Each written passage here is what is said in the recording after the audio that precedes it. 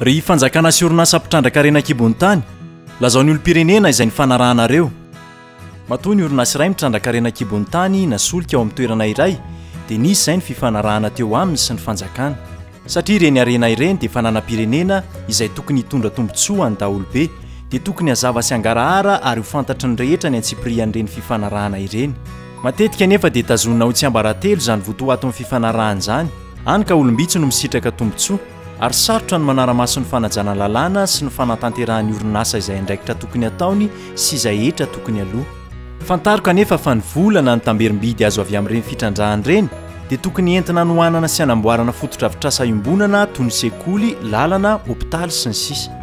Inona ny coalition publier ce que vous payez?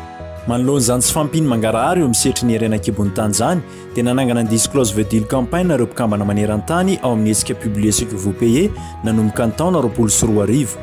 Ny publier ce que vous payez moa dia fikambana fiarahamonim-pirenena maneran-tany miady ho an'ny fangaraharana sy ny tamberina andraikitra ary ny ahitondra eo amin'ny setry ny renakibony tany. Ny mpikambana ao anatin'ny publier ce que vous payez maneran'izao tontolo izao dia miara-mentana ny amin'ny tsy maintsy hamoaha mpitondra firenena mikambana ao amin'ny initiative pour la transparence des industries extractives afoezina hoe ITIE apahibe maso ny fifanarahana ho an'ny arena ara-stratéjika dia ny solika, ny gazy ary ny arenakibony tany nanomboka tamin'ny voalohan'ny volana janoary 2024. Koa satria Madagasikara dia nitropokambana atao amin'ny ITIE nanomboka ny taona 2024 dia anisan'ireo firenena hiaran'ity fitakiana fangaraharan'ity ihany koa izy. Manohan'io campagne io ihany koa publier ce que vous payez eto Madagasikara amin'ny alalan'ny fampiroboroboana ny fangaraharana sy ny tamberina andraikitra eo amin'ny sehatra ny fitrandrahana ny arena ara-stratéjika. Inona avy ary ny tombotsoa azo amin'ny famoahana pahibe maso ny fifanarahana eo amin'ny fitrandrahana ny arenakibony tany? Ianao ve efa nahita na nampahafantarina ny zava-misy ao anaty fifanarahana na contrat izay mampifamatotra ny fanjakana amin'ireo orinasa mpitrandraka arenakibony tany ireo? Mbola tsy nahita ka. Efa nafantatra ny fifanarahana nisy aho fa mbola tsy nahita ny fifanarahana nisy teo amin'ny fitondram-panjakana sy ny orinasa mpitrandraka anankiray. Mbola tsy nahita sady mbola tsy naheno mihitsy fa fantatra fotsiny hoe misy mitrandraka ny arenakibony tany eto amintsika. Movy ianao lina ny afantatra ny mombo izany? Lina? Ie, lina te ahitana izany fifanarahana eo amin'ny fanjakana malagasy mpitrandraka vahiny izany tena. Tena lina be mihitsy amin'ny momba an'izany satria ilay zavatra tsy an'olona manokana fa antsika malagasy rehetra. Nahoana? Maliny izany satria zavatra momba antsika Madagasikara izany be tsy alina any amin'ny taranaka faramandimby ilaina izany zavatra izany. Ny antony dia tokony plus diversifié kokoa izany ny connaissance ananako ary atao anazy nafantatra sy nahita en direct an'izany fifanarahana izany. Fa maninona tsy afaka ny olona rehetra ny trandraka dia ny alehan'ilay zavatra avy eo tsy fantatra hoe makaiza tokony nefa raha hoe trandrahana ny arena eto amintsika dia misy zavatra miditra aty amintsika izany. Marina tokoa. Ny fahafantaran'ny olo-pirenena ny votoatin'ireny fifanarahana ireny dia manamafy ny zo ny hafantatra ny zava-misy eo amin'ny toerana ivelomana izany. Miariary ho an'ny mpisehatra rehetra ny votoatin'ny fifanarahana lazaina pahibe maso. Fantatra ny vola alohan'ireo orinasa mpitrandraka sy ny famatsim-bola na koa ny fanalefa-ketra azony. Mazava ny zosiny andraikitry ny orinasa eo amin'ny fiarahamonina ary azo amarinina na vitany na tsy izany. Ho an'ny mpitondra fanjakana kosa dia manery hiala amin'ny fifanarahana amin'ny tanila. Miaro ny fanjakana amin'ny fifanarahana mahafaty antoka ny firenena.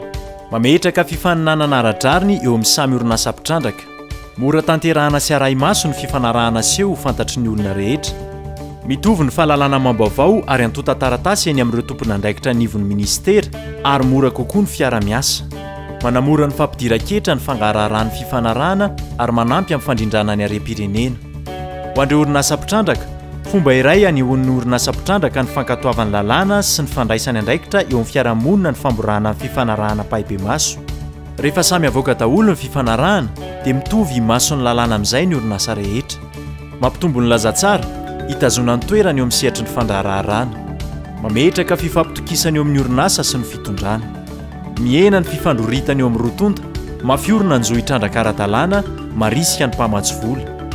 Fa inona marina izany fenitra takiany initiative pour la transparence des industries extractives izany? Ny standard ITIE tamin'ny taona 2024 laharana 2 teboka 4 dia mametra fa ny firenena mpikambana rehetra eo anivon'ny ITIE dia tsy maintsy mamoaka pahibe maso ny fifanarahana eo amin'ny sehatry ny arenakibony tany rehetra nanomboka ny voalohan'ny volana janoary 2024 na ireo fifanarahana vao natao na ireo efa teo fa nasiam-panitsina. Izy ireny mantsy no mamaritra ny fomba entina mitrandraka ireo arenakibony tany ho an'ny firenena iray.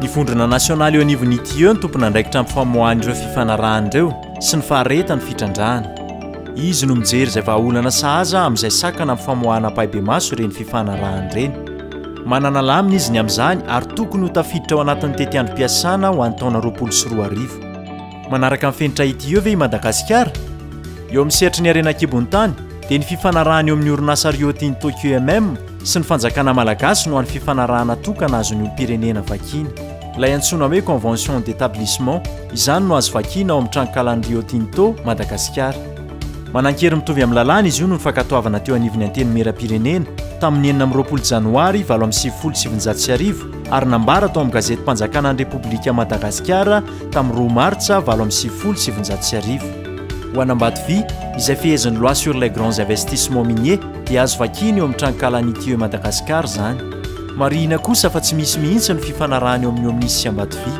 ny lalàna rehetra mifeny fifanarahana eo amin'ny sehatry ny fitrandrahana rena kibon-tany rehetra kosa dia ao anatin'ny tranonkalan'ity eo Madagasikara ho an'ny solika kosa roa karazany io fifanarahana azo ampiasaina eto Madagasikara ny contrat de partage de production na CPP sy ny contrat d'association en joint venture fa ny contrat de partage de production ihany no mbola ampiasaintsika eto ao anatin'ny contrat de partage de production io anefa dia misy ampahantazonina ho tsy ambarately foana ihany indrindra ny lafin'ny tamberim-bidy azo avy amin'ny fitrandrahana ny tatitra navoaka n'ity eo tamin'ny taona 2024 dia milaza fa tsy afaka moaka ny fifanarahana ny eo anivony eo amin'isy raha tsy mahazo fankatoavana avy amin'ny fanjakana raha jerena kosa mikasika ireo firenena mikambana ao amin'ity eo maneran'izao tontolo izao dia 220 ny firenena mikambana ao amin'ity eo maneran'izao tontolo izao 520 amin'ireo dia manana fifanarahana eo amin'ny sehatry ny fitrandrahana ny solika ary 320 ny manana fifanarahana fafahana mitrandraka ny arena kibon-tany noho izany rehetra izany ary dia manao antsoava amin'ny fitondram-panjakana izay ato amin'ny publier ce que vous payez Madagasikara